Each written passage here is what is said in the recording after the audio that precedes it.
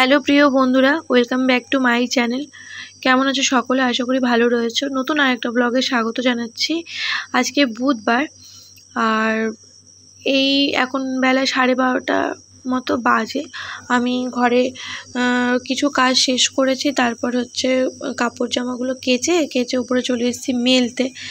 আর মাম্মাম কিছুক্ষণ আগেই ঘুম থেকে উঠেছে। গতকাল রাতে ওর ঘুমোতে অনেকটাই দেরি হয়ে গেছিলো, তাই ওর ঘুম থেকে উঠতে অনেকটা লেট করে ফেলেছে। তো আমি ভাবলাম একেবারে কাপড়গুলো শুকিয়ে দিই, তারপর না ওকে ব্রাশ করাবো। আর বাইরে দেখতে পাচ্ছ খুব জোরে জোরে হাওয়া দিচ্ছে, ভীষণই জোরে হাওয়া দিচ্ছে। আজকে নয়, গতকাল রাত থেকেই কিন্তু এই হাওয়াটা শুরু হয়েছে, কিন্তু তা বলে অস্বস্তিকর গরমটা কাটেনি, অস্বস্তিকর গরম রয়েছে। হাওয়া যতই দিক না কেন গরম কিন্তু ভীষণই গরম লাগছে। তো ঘরের ভেতর তো থাকাই যাচ্ছে না গরমে, এত অস্বস্তিকর গরম লাগছে। কিন্তু এই বাইরে হাওয়া দিচ্ছে বলে একটুখানি যা বাঁচা।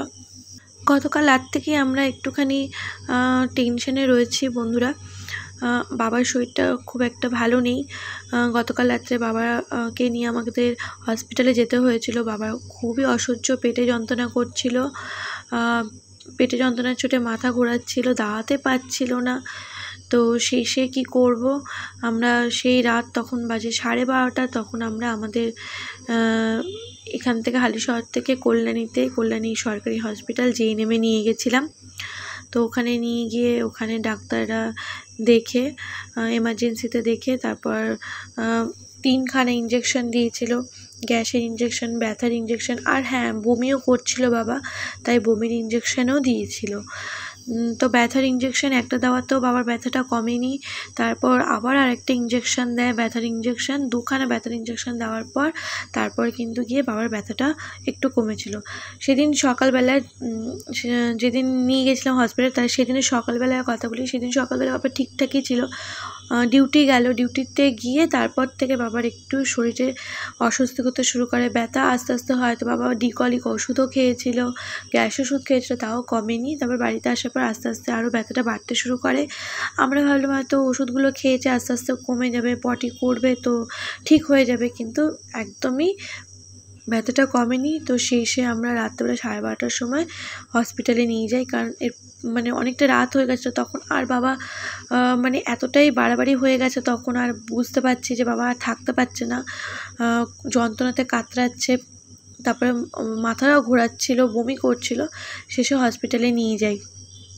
তো হসপিটাল থেকে ডাক্তার দেখি যখন ফিরি ততক্ষণে কিন্তু 3টে বেজে গেছিলো। 3টের সময় গিয়ে ঘুমিয়েছি আমরা। তখন বাবা একটুখানি সুস্থ, কিন্তু হালকা চিনচিনে ব্যথাটা কিন্তু থেকেই গেছে। তাই আজকে নিয়ে যাব বাবাকে ডাক্তারের কাছে। আমাদের এখানে যে বাইরের ডাক্তার রয়েছে, প্রাইভেটের ডাক্তার, তো সেখানেই ভাবলাম বাবাকে একটু দেখিয়ে দিই, কারণ এর আগের বারেও একবার এরকম হয়েছিল। তো এই জিনিসটা বারবার কেন হচ্ছে, তো সেটা জানার জন্য আমরা একটু প্রাইভেটে এই ব্যাপারে ডাক্তারটা দেখাবো। তো আমি রাতের বেলা বাবাকে নিয়ে তাই ডাক্তারের কাছে যাব। আজকে আমার মামামের ম্যাডামও পড়াতে আসবে, তাই শ্বশুরবাড়ি চলে যেতে হবে। তো এই দেখো, আমার কিন্তু ওইদিকে মামামকে স্নান করানো হয়ে গেছে, খাওয়ানোও হয়ে গেছে। আর এই যে আমিও স্নান করে পুজো দিতে চলে আসলাম। পুজো টুজো দিয়ে তারপরে আমিও কিছু খেয়ে নেব। আর এই চক্করে বাবার শরীর খারাপ বলে কারোরই মন মেজাজটা ভালো নেই। কারণ কি হয়েছে, আজকে বাবাকে বারণ করা হয়েছিল যে ডিউটি যেতে না, কারণ এতগুলো ইঞ্জেকশন দেওয়া হয়েছে, কিন্তু বাবা তাও বলে যে না, যেতে হবে ডিউটিতে, কারণ অফিসের কাজ নইলে পড়ে থাকবে। এখন যেহেতু বাবার উপরে প্রেশার রয়েছে কাজের, ওর জন্য বাবা বলে যে আস্তে করেই যাব। তারপরে মা বললো তাহলে টোটো করে যাও, তারপরে বাবা টোটো করেই গেল। তো যাই হোক, সন্ধ্যেবেলা তো নিয়েই যাবো ডাক্তারের কাছে, তখন বোঝা যাবে। তো এই দেখো পুজো টুজো শেষ করে এখন চলে আসলাম লাঞ্চ করতে। লাঞ্চে কী কী আছে তোমাদেরকে সেটা দেখাবো।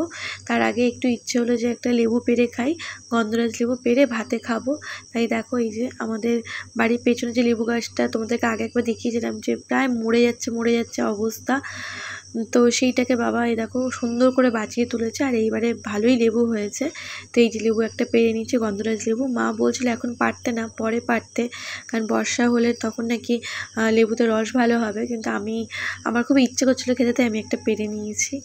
তো এই দেখো লেবু কেটেও নিয়ে আসলাম। তা আজকে লাঞ্চে রয়েছে পেঁপে সেদ্ধ, উচ্ছে সেদ্ধ, শাক ভাজা, একটা পেঁয়াজ নিয়েছি, লেবু নিয়েছি, আর এই যে ডিমের তরকারি, ডিমের কোরমা করেছিল বোন, তো ডিমের কোরমা আর ডাল। কিন্তু বাবাকে কিন্তু এগুলো কিছুই দেওয়া হয়নি। বাবা অফিসে নিয়ে গেছে হচ্ছে পেঁপে সেদ্ধ আর হচ্ছে উচ্ছে সেদ্ধ ভাত আর একদম সেদ্ধ ডাল, সেটা নিয়ে গেছিলো, আর একটা পেঁয়াজ নিয়ে গেছিলো। এটাই বাবাকে দেওয়া হয়েছে, একদম হালকা পাতলা, যাতে তাড়াতাড়ি করে খাবারটা ডাইজেস্ট হয়ে যায়, গ্যাস যাতে না হয়। তো সেই রকম খাবার দেওয়া হয়েছে বাবা। খাওয়া দাওয়া কমপ্লিট করে উপরে ছাদে চলে আসলাম।